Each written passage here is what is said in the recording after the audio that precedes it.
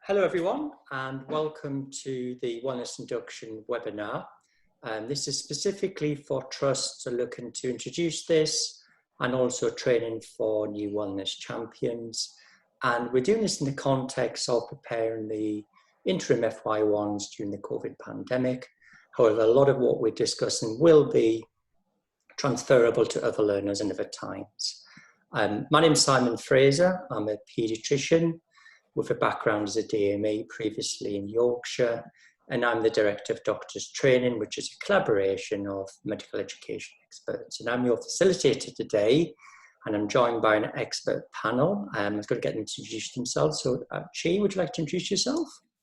So hi, I'm Chi Fang. I'm one of the National Medical Director's Clinical Fellows this year at Health Education England, and a GP trainee by background. Geeta? Hi, I'm Geeta Menon. I'm the Postgraduate Dean for South London, and I helped with developing this, chairing the group, co-chairing the group with Joe. And Joe? Hi, I'm Jo Schramm. I'm a respiratory physician, and I was until recently the Director of Medical Education at my trust, the Royal Brompton Hospital. And I'm a Deputy Dean for HEE London, working with Geeta on this programme. And I'm also the Chair-elect of NACT UK, which is the association representing DMEs across the whole of the UK. Thank you. So what are we going to go through during the session? We're going to outline what a wellness induction is and what it's not, go through the 5 elements of wellbeing and how to undertake a wellness induction. And then we'll take a pause. We've got a few questions to go through. And then in the second half, I'm going to go through some of the skills required to provide an effective wellness induction, wellness action plans, and resources for doctors and champions. So Chi, I wonder if I could hand over to you and if you could take us through what is the wellness induction.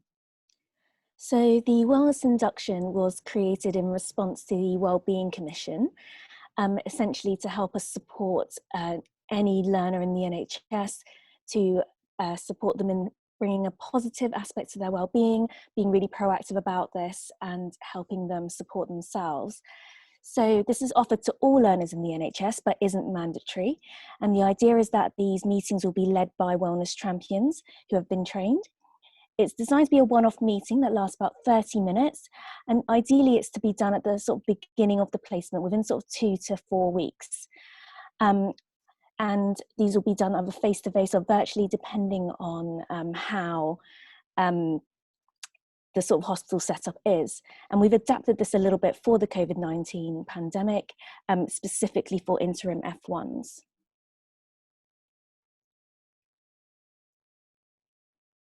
So there's a few things that this wellness induction isn't. It doesn't replace the sort of pastoral care that's provided by the educational supervisor, and it doesn't provide any ongoing support. It is very much designed as a one-off signposting meeting. And as part of it, we are there to sort of signpost you to different places, but it's not supposed to be counselling or therapy or any kind of mental health assessment. And yeah, so it is just a sort of one-off meeting designed to sort of signpost, kickstart people's sort of positive wellbeing journey.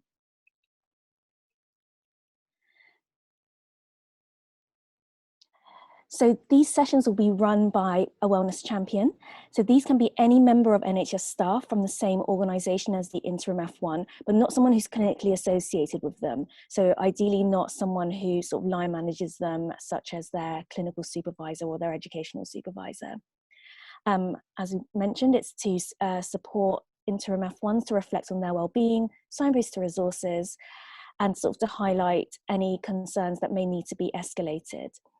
On the whole, we won't be collecting any sort of, writing any notes down or collecting any sort of data about the individuals themselves, but we may collect some anonymous data on the number of inductions done, but nothing sort of personal to the interim F1. And as a wellness champion, you won't be expected to manage any of these wellbeing concerns if they're serious. It's very much about escalating and signposting to other resources. So looking at the Interim F1's wellbeing, there are sort of 5 aspects that we are looking at. And this includes their career wellbeing, social wellbeing, financial wellbeing, community, and physical and mental. So when we focus on career, that's a bit more about thinking about their sort of day-to-day. How are they managing their rotas, their workload? Are they stressed, burnt out? A few extra things around sort of decision making and around the ethics of it, and around sort of uncertainty and managing that. Furthermore, just sort of thinking about what facilities they have. Do they have adequate rest spaces? Do they know where the showers are if they need them? Things like that, just to make sure they're sort of well supported in the workplace. Social wellbeing is checking that they've got appropriate peer support, either within the hospital or outside. So financial is really important, making sure people are getting paid, they're aware of the NHS discounts if they're finding that things are difficult. So again, just thinking about those things that can have a real impact on wellbeing. Community is more about their wider community networks around them. And then the physical and mental well-being is probably what we all sort of understand well-being to be. So just in addition to sort of general sort of mental health, think about long-term conditions, substance use and things like that. So in terms of supporting these interim F1s with their well-being as they start their new posts, we decide to go for a targeted sort of intervention approach with wellness champions via the Wellness Inductions. And as I explained, it's a triage process, essentially trying to figure out what they need, when they need it, so that they can be appropriately sort of looked after and supported as and when the time comes. We do also encourage them to develop wellness action plans, which are essentially SMART objectives, to support them in maintaining sort of positive well-being. Signposting to resources, we've already covered, and also highlighting the F1 buddy system to them, make sure they have that support there, because these are going to be the people that sort of teach them how to do their new job, show them where things are, get them settled in, and making sure they've got support from their educational supervisor as well. So in terms of how the induction is structured, you start off with an introduction just to tell the interim F1 how it's sort of set up, how long the meeting's going to be, go through the confidentiality bits. And then you give them the chance to sort of speak a bit more free about their well-being before exploring some slightly more sort of focused topic areas, again, looking around those 5 different elements. For the majority of people, hopefully no well-being concerns are identified, and we can move on to signposting to appropriate resources, encouraging them to develop a wellness action plan. For some people, there may be wellbeing needs identified, in which case we'll need to assess the level of support they need.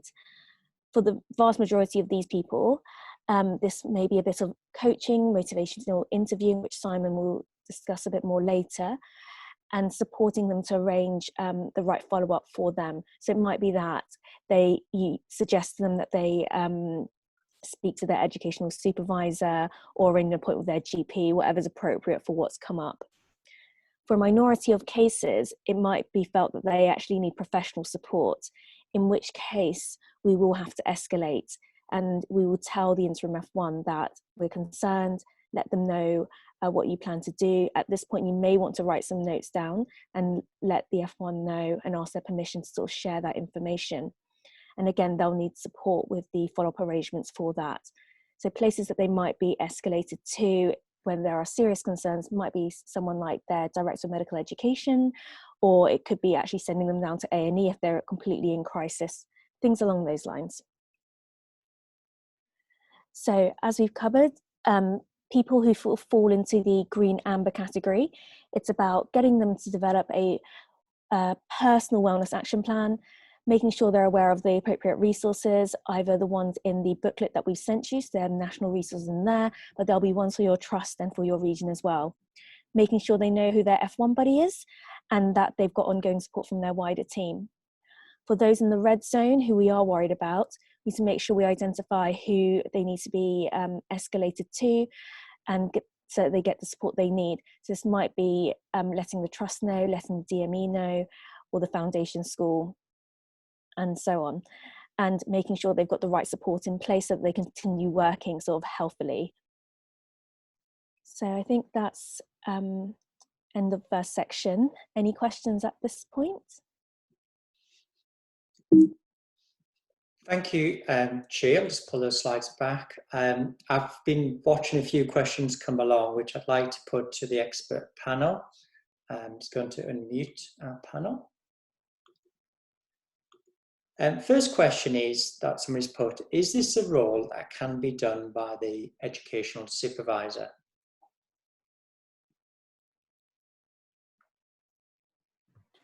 Hi, I'm happy to take that one. So as G has mentioned, the educational supervisor has a really important role for these trainees. Equally, so does a clinical supervisor, and we don't wish to confuse their role with this very important intervention around wellness. So therefore, in this structure of wellness induction, we would expect their wellness champion to not be the supervisor of this particular trainee. It is possible that there are supervisors of other trainees that could fulfill the champion role, but you may also wish to look more widely in your group, either within postgraduate medical education, so the managers and the team that normally would fulfill a more administrative function are often very good at having these conversations with trainees, because they often go to them for help first, in fact. Or you may wish to talk to some of the more senior trainees, perhaps those who are currently shielding because of the pandemic, or have got a particular interest in this type of role. It would work equally well. I'd be interested in other people's thoughts about that. Yeah, I think I agree with Jo that it is best that we keep that separate from the educational supervisor role, because like she said, that, you know, the person line managing might actually not be the right person to have this conversation, because it's literally a wellness induction. It does not have to be anybody who is in line managing the trainee, but probably people who are available. Doesn't have to be a doctor, and can be anybody from the team who'd be able to help with this. Thank you. I've got one more question. Should this be done at the start of the job in the first few days? And how many times should you meet the same trainee?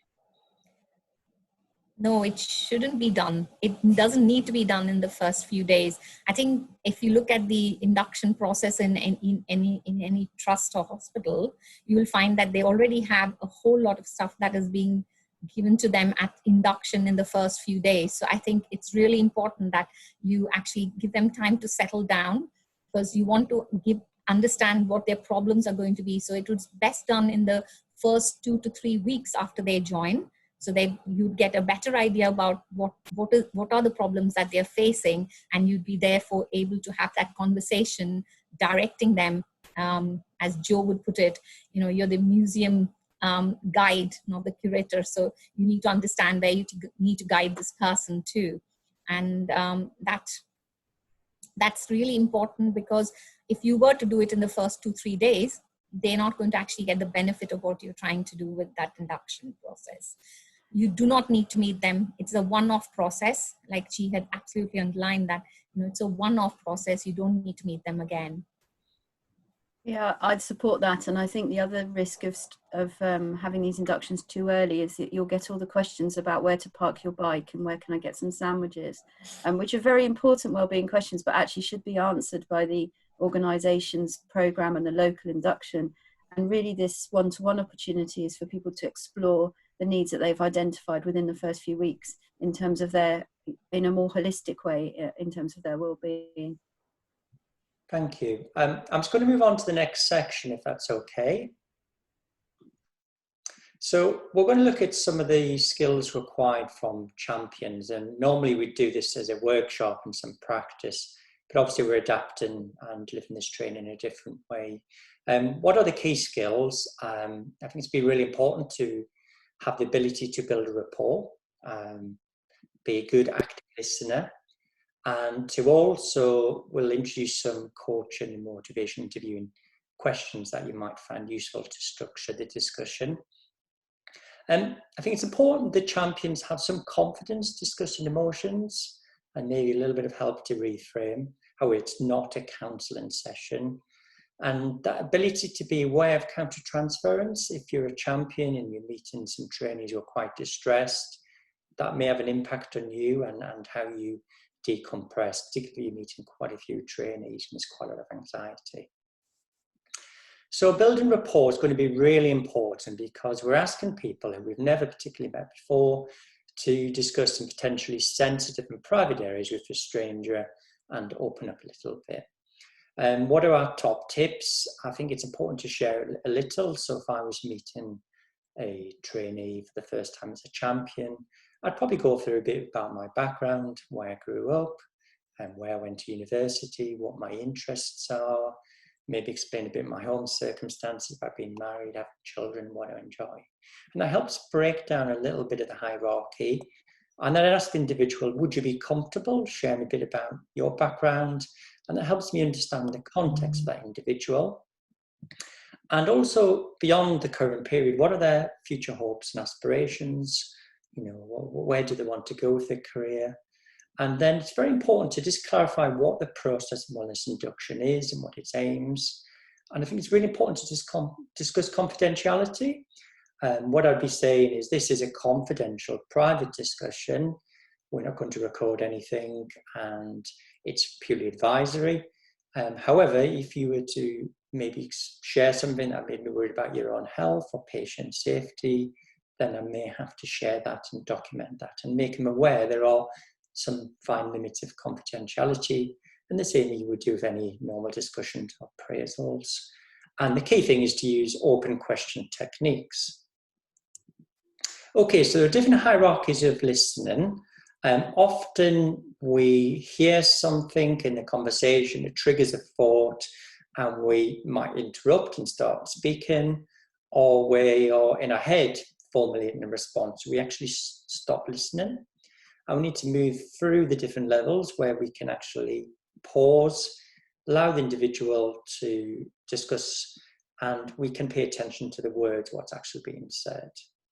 But ultimately in these discussions, we need to be really good at paying full attention to information.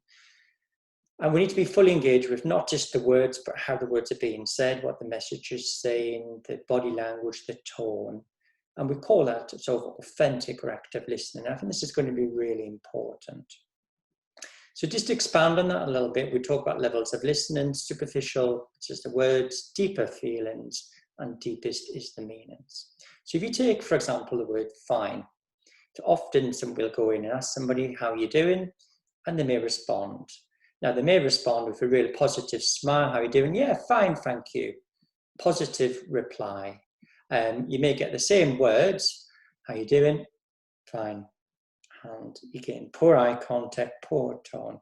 And often sometimes we're having these difficult conversations with people and checking in on people, like this person in the picture when we're very busy and distracted. So in these discussions, we need to be fully attentive and present and picking up on what's really being said, not just the words.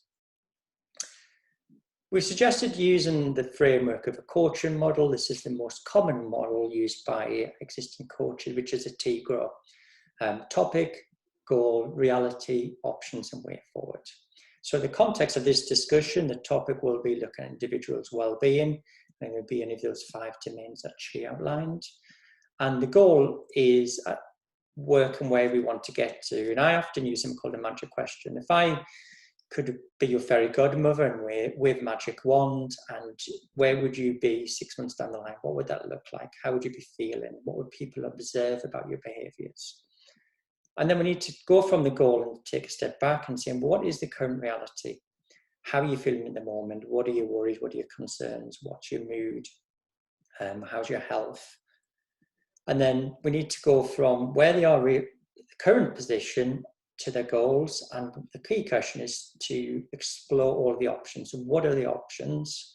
And then from options, agree a particular way forward, what we call a wellness action plan, and then agree the next steps. So as Chi's outlined, there are 5 elements of well-being, which we would explore with very open questions. The guide that she and her colleagues have put together is fantastic. The resources will be available on the links at the end and on the website, and you can download these. And what I'd recommend is having the guide printed out, having it available, because you can look. So this is looking at domain 1 around well-being and career well-being. And there may be some questions you want to use as prompts, particularly asking about stress, burnout, ethical decisions, workload, and support. And this will allow you to sort of probe a bit deeper into them, the questions. Question techniques, very important to use open questions. Questions that give you yes, no answer will close the discussion. And often I use deepening questions, so maybe tell me a bit more of that, develop a bit more, and that encourages the person to do more talking.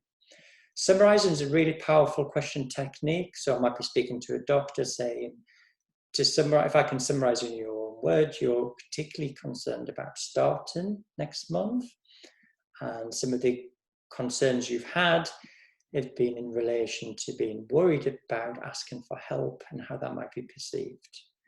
And you're worried about having to do something beyond your training and competence. And then you can go hypothetical. So what would happen if you didn't ask for help and you did something that maybe you weren't very competent at, or what would happen if you actually asked for help? So go through hypothetical, justifying, comparing questions. And the key thing is to remain non-judgmental, try not to give too much advice, just ask questions. And often in these discussions, you put in the mirror up to the individual, and as they discuss things, they can often work out their own solutions. So that takes us into options. Often when we have discussions, people think there's only one or two choices, and we could ask them what do you think you could do, but also then saying, well, what are all the options? Let's just get them all out. Let's brainstorm all these different options, and then asking them, what would be your criteria to help you make a choice? What's really important to you? And then into the commitment stages, going forward, what will your plans actually be? And then the question of how realistic are these plans? So if somebody really wants to look at their physical well-being and mental well-being, in their plan is they're going to go from no exercise to 7 days a week, you might have a question, is that realistic? Maybe should we tone that down to maybe 3 or 4 days? How committed on your scale of 1 to 10? And this is a really important question. What's going to stop you achieving this? What's going to stop you getting going? And if you know that, what strategies are you going to put in to manage these so you can actually achieve your goals set out in your wellness action plan? So this is an example of something that an individual for themselves may want to write down. The domain we're looking at is physical and mental well-being. And the goal is they want to exercise more, as I've just highlighted. So how they're going to do it, they're going to go for a jog. And what are the barriers? Well, the biggest barrier is actually getting started. I'm not very fit, and I'll keep putting it off. Okay, but how motivated are you on a scale of 1 to 10 to achieve this? And then maybe I'll come back and say, actually, I'm really 8 out of 10. And we're moving to some very specific, smart objectives that they're going to schedule this 3 times a week, particularly either before or after the shift. And they're going to pace themselves. They're going to use a couch to 5K app, run for a minute, walk, and build themselves up gently. So this is the sort of thing we're looking at. Some useful slides just about discussing emotions. Although we said this isn't a therapeutic consult, for many there are real emotions that are likely to be discussed. And for 7, there might be a bit of reluctance to admit that they're feeling anxious, a bit scared, maybe feeling quite lonely because they've been isolated for a while from their friends and colleagues. And often bottled emotions or being stuck in them can be equally counterproductive. So a few tips. I think it's okay and it's important we move away from the narrative of people that you don't have to be positive and happy all the time, because if we do that, we fall in the trap of bottling up our emotions, or even worse, getting stuck in them. Top advice is it's important to just be aware of what the emotions are, some self-compassion, being compassionate of others, but also to be curious, what is this emotion telling me? What does it tell me that I value, and what are the strategies I can use? So for me, at the start of the COVID period, I was getting quite frustrated and angry, and actually I had to stand back and work out, well, for me, I like control, I like order, I like routine, and for me, the whole pandemic threw that up in the air. So my strategy was to work out, well, which bits can I control and manage, which bits can't I control and let go, and that got me to a much more relaxed and settled place. I think as a wellness champion, I think the most key question is, when you're having the discussions, what's the impact now? Do I need to be concerned about this individual, and do I need to consider escalating? I'm going to hand back to Chi at this stage, who's going to take us through a few of the resources identified during her work. So these are some resources that have been produced by NHS Improvement that have been put together specifically for staff working in the NHS. So the first one is the website and the app. There's a QR code there. And essentially this takes you to the NHS site, which has a number of different resources signposted on there. So you can get to the rest of these things via that initial website. The helpline and the texting line is a new Samaritan style hotline for staff. The helpline telephone line is open from 7 a.m. to 11 p.m. every single day, and the texting line is open 24/7. So this is a must for highlighting to any interim F1 having the induction, just so they've got that resource there that they can access. Silver Cloud is an online CBT platform which is useful for anyone who's struggling with their mental health, finds that they're a little bit stressed or just needs a bit of support with their anxiety. And it's free for NHS staff to use. The code is on the slide. And lastly, there are a number of mental health apps, including Unmind, Headspace, Sleepio and Daylight, which have all been produced alongside the NHS and are currently free for NHS staff to use. And these can help with things like mindfulness and sleeping patterns and things like that. So these are all resources that are free and available to NHS staff at the moment.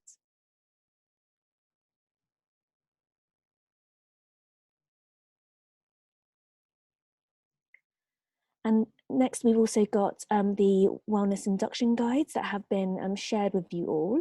So these are available on the DoctorsTraining website. The guides have been developed by HEE.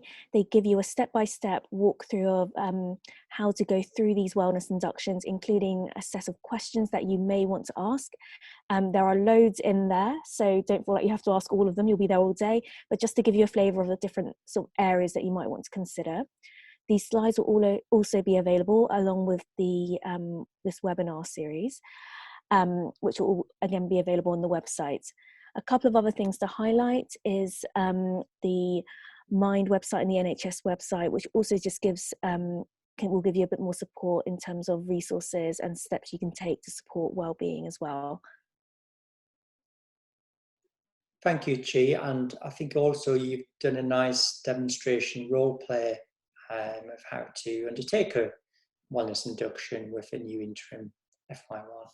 I'm just going to bring us back to questions now and bring our panel all back online. And I've got a couple of questions, but I don't know if there's any comments or any things you'd like to add at this stage. I think the videos that Chi and the interim F1 have made are going to also be very helpful in getting you to understand how the induction would work. It actually goes through two scenarios, one where everything is fine, like with a smile, like Simon said, and the one where there is a small problem and how would you deal with it. So I think those videos would be incredibly helpful as an add-on to the webinar you've just listened to. If you don't mind, I'd like to sort of make a comment just reflecting on your presentation to say that the vast majority of learners are going to be within that green zone that she described. So they will have some challenging times in the first few weeks, but it's quite likely that by the time a wellness champion sits down with them, they will have a really clear idea of whether they need help with something specific or not. And I think the fact that there is a guide for them as well to frame the meeting for them and you know, give them some context, that will be really helpful. So I think for those people who might be listening who are worried that everyone's going to need a lot of support and intervention, I think I would reassure them that this is more like a screening process, in that vast majority of people will be fine. But it is really important that within an organisation that formal escalation routes are outlined. So it's most likely that issues that can't be resolved by the supervisor, or the trainee may not wish to discuss them with their supervisor, should probably go to the Director of Medical Education in the first instance. But if that isn't the case, it's really important for all the champions to know what to do and in which circumstances they should contact a particular person. Chi, you mentioned A&E at a sort of really high emergency, but I think the other group to think about are the occupational health team, who again can give really supportive and valuable advice in those situations. I've got one or two questions here. There's a question around, just to clarify, about documentation and what to do if they're really worried about somebody in terms of the escalation. I know you just covered that a bit, Joe, but where's the sort of governance around this? I think the documentation is only if you think that there is something that needs to be passed on to their supervisor or the DME, where you're taking permission from the trainee to document a few things. Otherwise, we wouldn't be documenting the induction itself. The wellness induction is not something that you would be documenting for each and every trainee that is met. It's only if there is an issue. The governance, Joe has already pointed out, the structure would be absolutely the educational supervisor, and if not, then the DME to look for.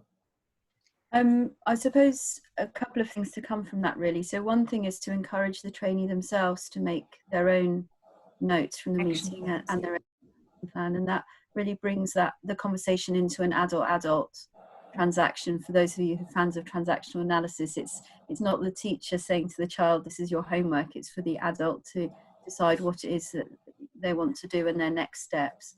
And for that reason, you would recommend that they make their own notes and set their own plan, because you're not there to tell them whether they've made a good plan or not. It's purely, as Simon explained, in the coaching style. I think the issue around documentation of a meeting when it's necessary, it is really important to state that clearly, and ideally to give a copy of those notes to the learner would be a good practice, or agree them together, write them together, so you both have sights of it. Again, it's a very adult conversation to have. This isn't about an assessment or some form of test. It really needs to be in that spirit of adult support. Thank you. At this stage of the webinar, we're quite early in the introduction of this concept. How are you going to get feedback or evaluate the different areas that are implementing this process?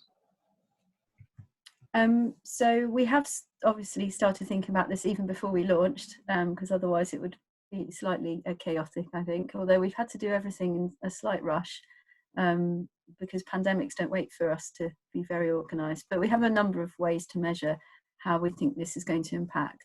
So one is a very straightforward one, which is we'd like some evaluation from our webinars when they're run. So there will be a link for you to tell us what you think of our webinar, and that means that we can improve it if we need to. And it would be good if you were going to run webinars within your own organisation to get that evaluation from your champions as well. Then the next step would be for the trainees themselves to give some feedback on the process after they've had their wellness induction. So there is a link on the website and in the guide for the learners themselves to give some feedback on the benefits or limitations and what they felt about the whole process. I think in the longer term, we'd like some more formal evaluation looking across organisations to see how the champions felt about being a champion, what impact, if any, it had on the organisation more widely, particularly as this is, as Geeta explained right at the beginning in the introductions, this was an output from the Wellbeing Commission for all learners to have a wellness induction when they started. So this isn't confined to interim F1s or even to doctors. This is for all learners, and whatever their length of placement in an organisation. So that's a much greater challenge, but we are nothing if not ambitious, and we really would like everybody to start thinking more broadly about how they would deliver this at real scale. So that type of evaluation across an organisation is going to be really important, and across the system as a whole, I think. I'd be interested in other people's thoughts, because we're still thinking about this, aren't we? So there may be other ideas. Yeah, no, I agree, Joe, that it needs to be evaluated, like Simon said, at all levels. So the evaluation of the webinar itself, the evaluation of how the interim F1s actually found it, and the evaluation of the wellness champions themselves, for us to understand, is there anything else we need to do in our training program to help them? This is something that we, as a part of the Wellness and Oversight Board, we had decided that we would roll out in August to all our learners.